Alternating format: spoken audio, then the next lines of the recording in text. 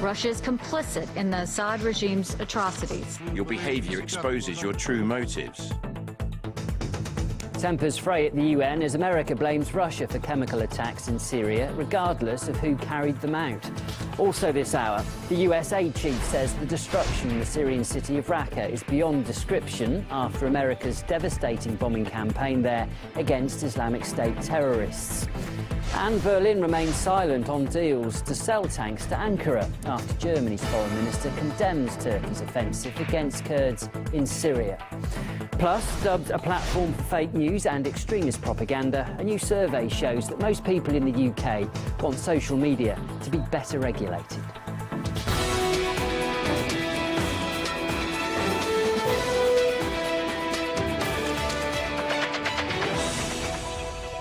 Hello there, coming to you live from Moscow. You're watching RT International.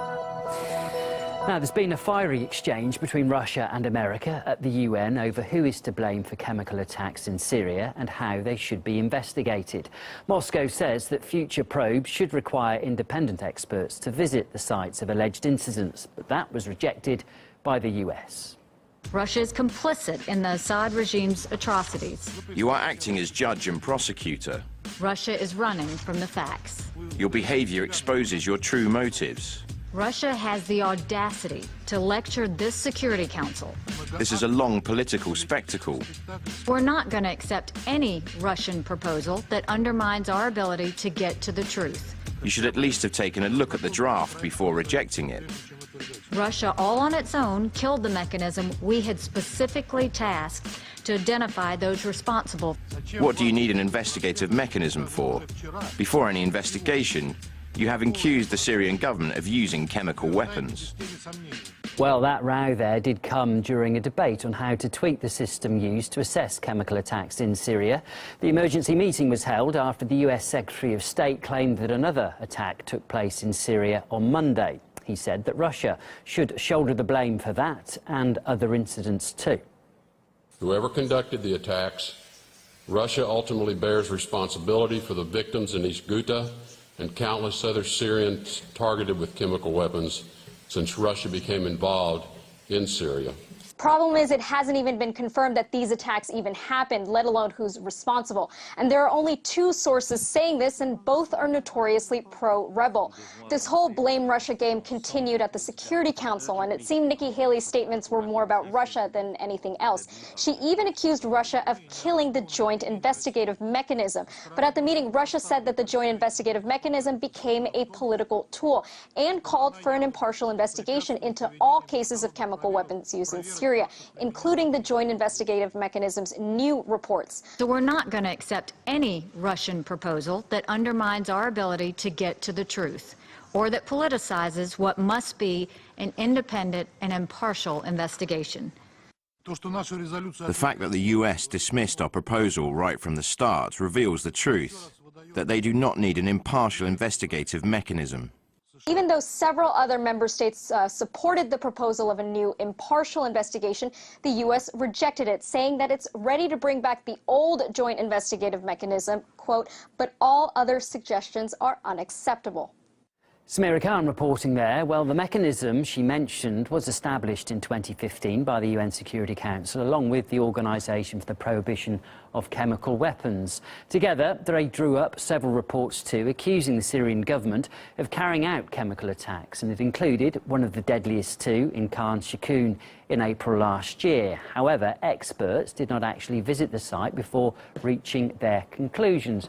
Well, that is something that Moscow says should change for future investigations. It also underlined the importance, too, of eyewitness accounts, which have been heavily relied upon in the past by the UN. Rick Sterling from the Syria Solidarity Movement is suspicious, though, that these latest allegations against Russia come just before expected peace talks.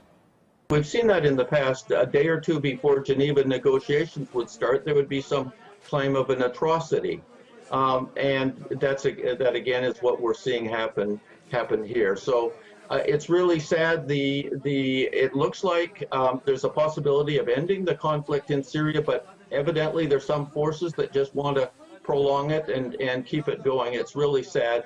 And just one final point: it's pretty stunning hypocrisy to hear the moralizing from the United States, which actually is the only country to have used nuclear weapons in World War II, that used massive amounts of chemical weapons in Vietnam and massive amounts of depleted uranium in Iraq. So the country that's used chemical weapons to the greatest extent that among all countries is in no position to be moralizing here.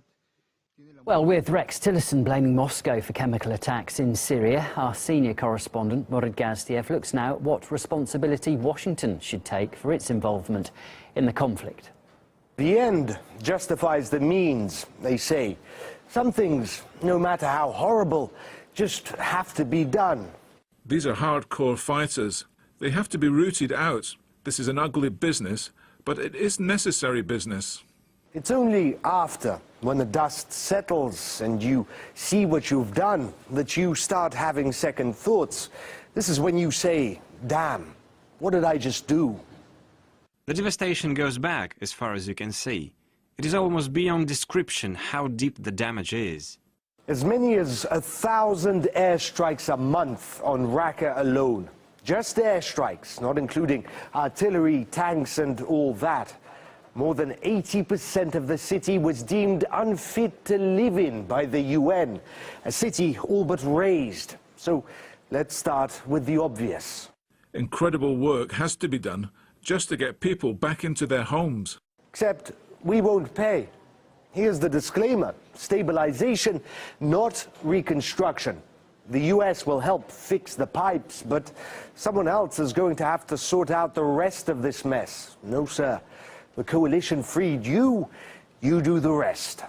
We, humanitarians, including the UN, do not have access to Raqqa city because of the presence of explosive hazard contamination, which is endangering people trying to return to Raqqa city, and it's also endangering humanitarian access. Over 200 people have died while trying to return to their homes, and hundreds more have been injured. From our understanding of the reports that we have, only a limited number of neighborhoods in Raqqa city have been cleared for returns, and that's mainly in the outskirts.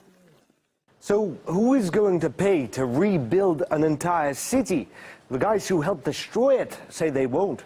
The civilians returning from tents and refugee camps? The Syrian government, which doesn't even control Raqqa? Who?